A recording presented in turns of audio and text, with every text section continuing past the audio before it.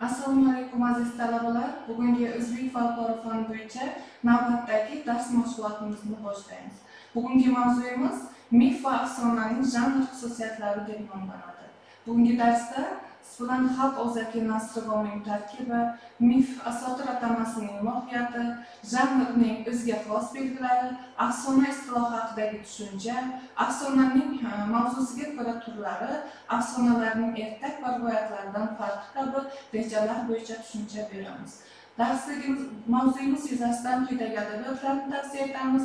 Safarovning xalq og'zaki ijodi darsliklari, Jo'rayevning o'zbek xalq taqvimi va mifologik afsonalar, o'zbek xalq samoviy afsonalari va Ipak yo'li afsonalari kabi kitoblarni tavsiya etamiz. Yana Jo'rayev va Narziqulovaning mif, folklor va adabiyot kitoblari qo'llanmalarini, shuningdek yana Jo'rayev va Saidovalarning Buxoro afsonalari kitoblari, Komiljon Imonovning afsona janri haqidagi Rahmonovaning o'zbek xalq tarixi afsonalari deb nomlangan ilmiy adabiyotlarni tavsiya etamiz.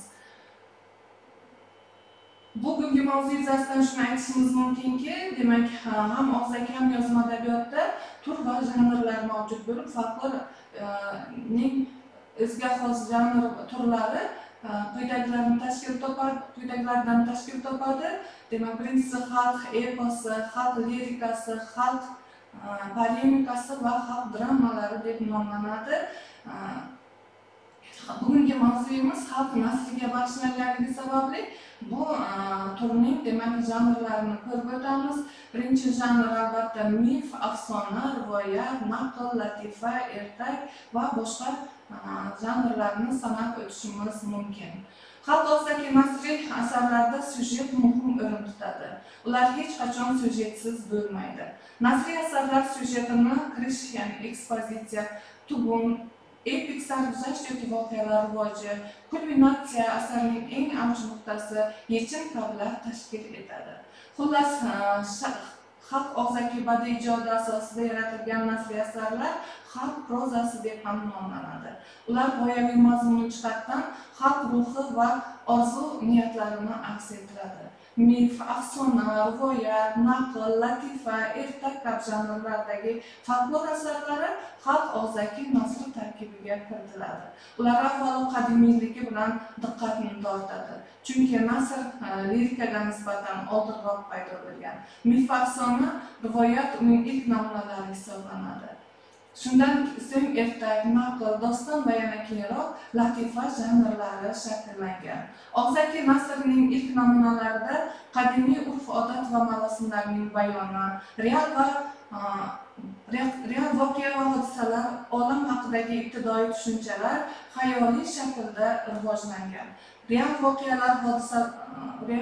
hodisalarning badiiy talqini esa nasriy og'zaki asarlar tarkibidagi epik motivlarni yuzaga keltiradi.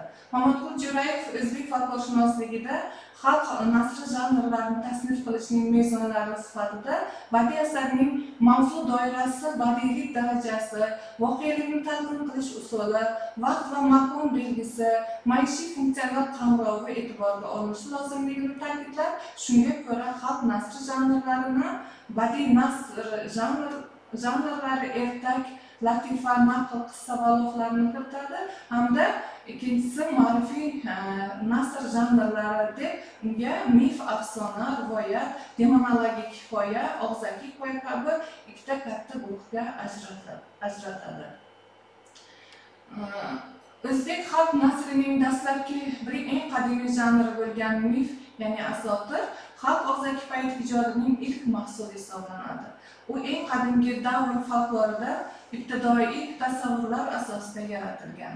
Mif grekcha mythos so'z rivoyat so'zidan olingan bo'lib, qadimgi odamning borliq, olam jumboqlari, tabiat va koinot ishlarini bilishga intilishi, bu boradagi ilk tasavvurlari va xulosalari xudolar, pahlavonlar haqidagi qarashlari asosida paydo bo'lgan.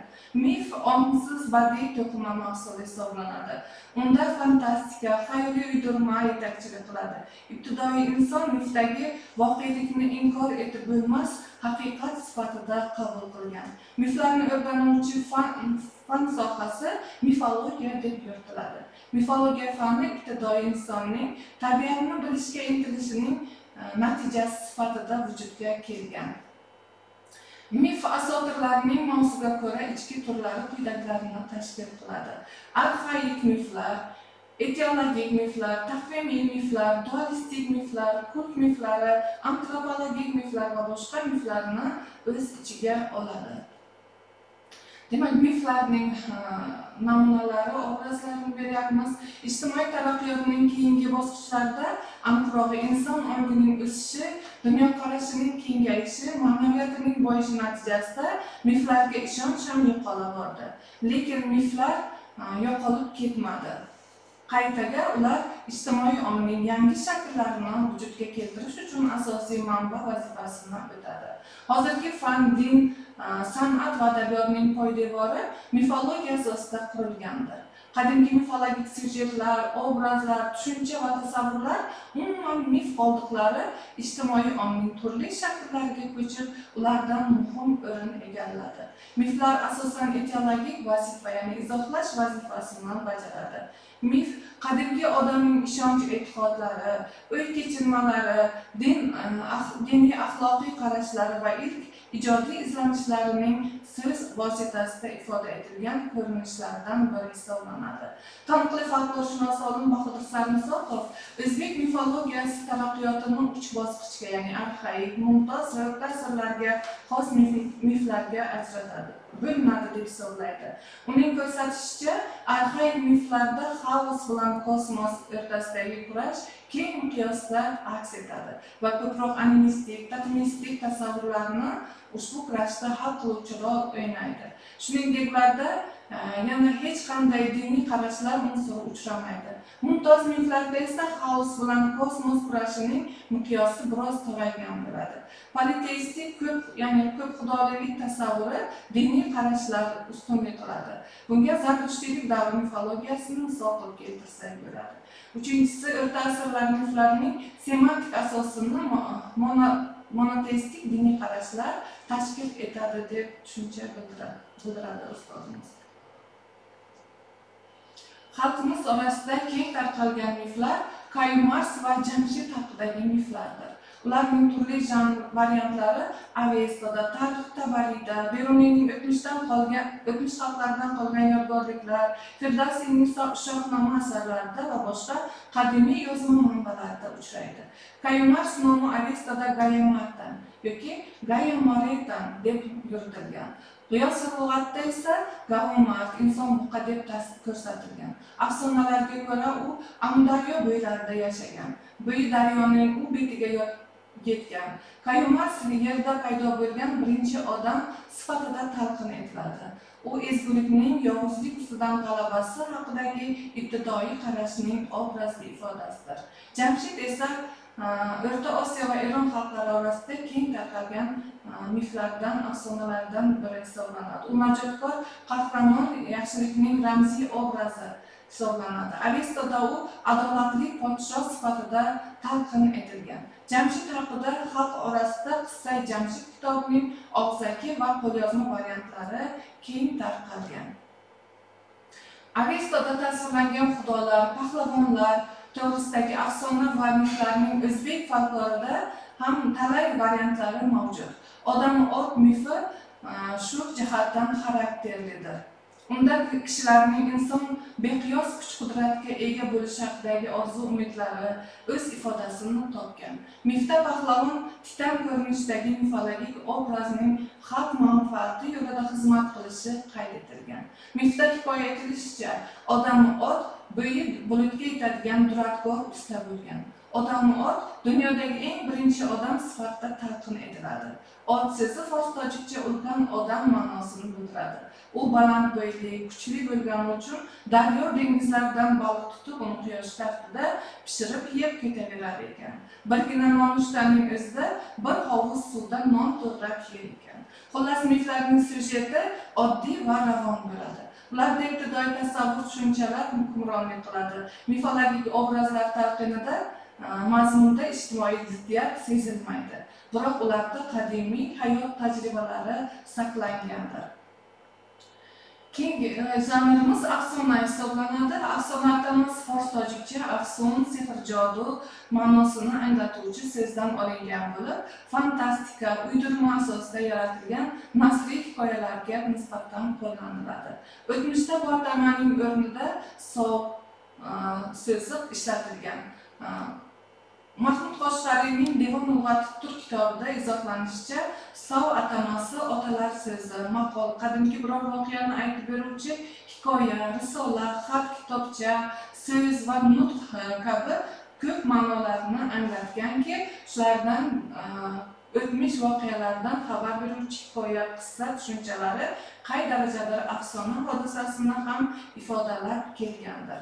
Aristotel afsonalarni haqiqatdan xabar beruvchi yolg'on hikoyatlar deb ko'rsatadi.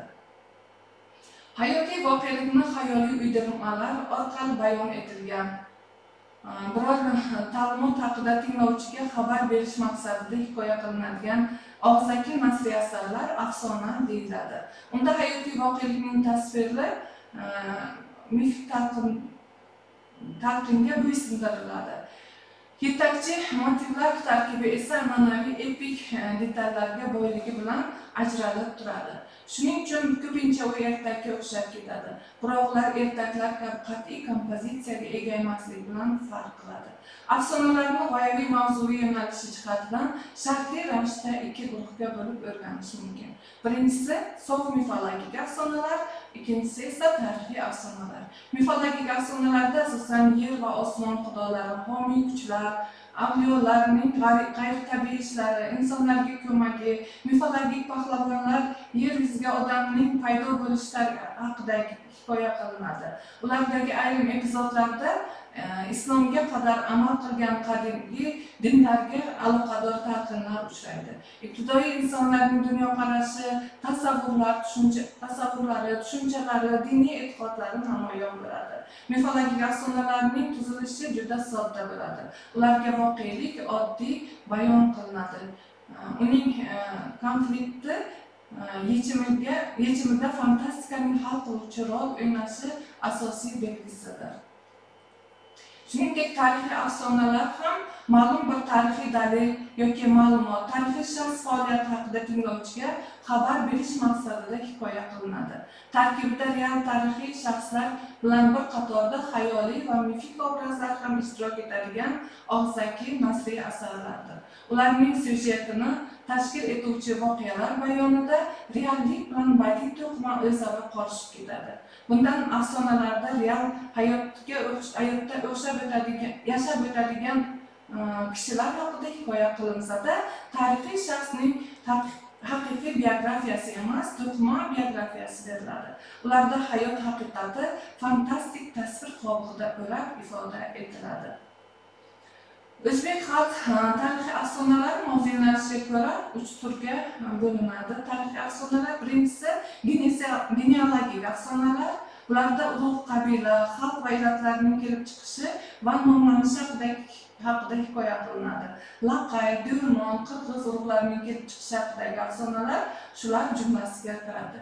Ikkinchisi tarixiy voqea va tarixiy shaxslar haqidagi afsonalar bo'lib, ularda o'tmishda yashab o'tgan dono kishilarning sarguzashtlari, mo'jizakor ishlari haqida hikoya qilinadi.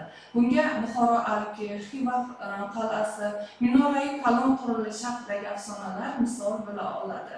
Uchinchisi kasb hunarlari haqidagi afsonalar bo'lib, ularda u yoki bu kasb hunarining kelib chiqishi, ularning piri haqida hikoya qilinadi. Aytaylik, bo'yoqchilik kasbining kelib chiqishi Hazrat Ayub temirchilik kasbining kelib chiqishi Dovud payg'ambarning nomi bilan bog'lab talqin qilingan gapdagi afsonalarni misol qilib keltiramiz.